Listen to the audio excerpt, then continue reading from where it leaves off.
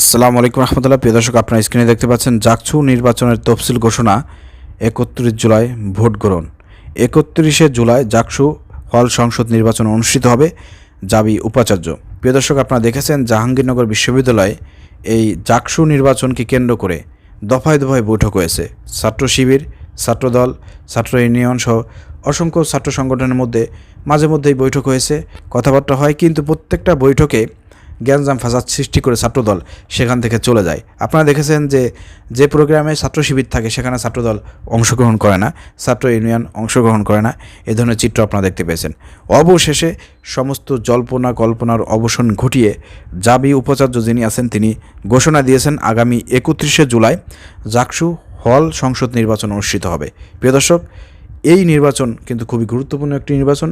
এই নির্বাচন যদি সঠিকভাবে এই নির্বাচন কমিশন এবং জাহাঙ্গীরনগর বিশ্ববিদ্যালয়ের উপাচার্য প্রশাসন যারা আছেন, এটা আপনার নির্বাচন কমিশনার যারা থাকবেন এই নির্বাচন সংগঠিত করার জন্য, তারা যদি সঠিকভাবে সুন্দরভাবে যদি এই নির্বাচনটা অনুষ্ঠিত করতে পারে তাহলে কিন্তু অন্য বিশ্ববিদ্যালয়ে কিন্তু তাহলে এটা খুব সহজেই হয়ে যাবে। আর যদি দেখেন যে এখানে ছাত্রদলের লোকজন একক আধিপত্য বিস্তারের জন্য বিভিন্নভাবে অনিয়ম করতেছে, তাহলে কিন্তু বুঝতে পারবেন যে আগামী বাংলাদেশে যে সংসদ নির্বাচন হবে সেই নির্বাচন কিন্তু সুষ্ঠু হওয়ার সম্ভাবনা থাকবে না।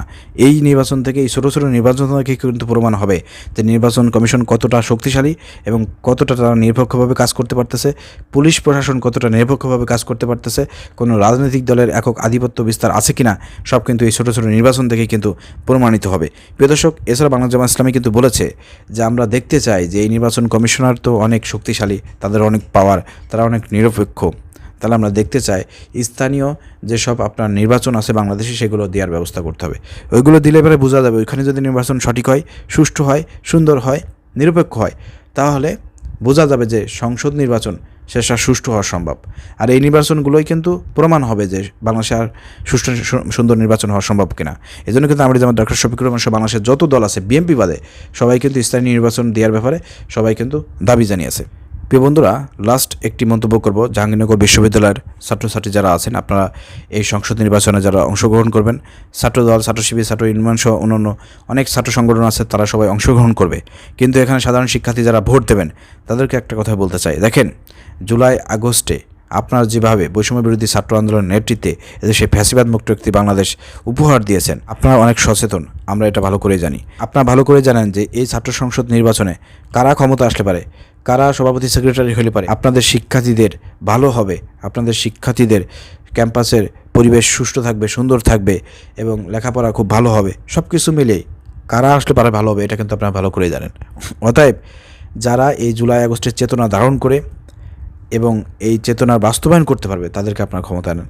কারা এই আন্দোলন সংগ্রাম করেছিল, পিছন থেকে কারা মাস্টারমাইন্ড হিসেবে কাজ করেছিল, সব কিছু বিবেচনা করে আপনাদের যদি মনে হয় যে ইসলামী ছাত্র শিবির বাংলাদেশের জুলাই এই আগস্টের হাসিনা সরকারকে পতন ঘটাতে সর্বোচ্চ সহযোগিতা করেছে, সাপোর্ট করেছে, আমি আপনাদেরকে বলবো ইসলামী ছাত্র শিবিরের নেতৃবৃন্দদেরকে আপনারা জাহাঙ্গীরনগর বিশ্ববিদ্যালয়ে এই ছাত্র সংসদে আপনারা তাদেরকে পাঠান, সেখানে তাদেরকে নির্বাচিত করেন। তাহলে দেখবেন যে এখানে জাহাঙ্গীরনগর বিশ্ববিদ্যালয়ে একটা সন্ত্রাসমুক্ত একটি ক্যাম্পাস পরিণত হবে এবং এখানে সব কিছু ভালোভাবে চলবে। এখানে অন্য কেউ আধিপত্য বিস্তার করে আপনাদের উপর প্রভাব খাটাইতে পারবে না। এজন্য আমি আপনাদেরকে অনুরোধ করব, যারা সাধারণ শিক্ষার্থী রয়েছেন, আপনারা ইসলামী ছাত্র শিবিরের নেতৃবৃন্দ এবং তাদের সংগঠনের পক্ষ থেকে যারা এখানে দাঁড়াবে তাদেরকে ভোট দিয়ে নির্বাচিত করেন। যদি আপনার এর বিপরীত হেদিতে অন্য কোনো দলকে আনেন তাহলে ক্যাম্পাসের পরিবেশ পরিস্থিতি কী হতে পারে সেটা আপনারা গত এই 5 আগস্টের পরে এই 8 মাসে আপনারা দেখতে পেয়েছেন। অতএব একটু চিন্তাভাবনা করে ভোট দিন, সাপোর্ট করেন।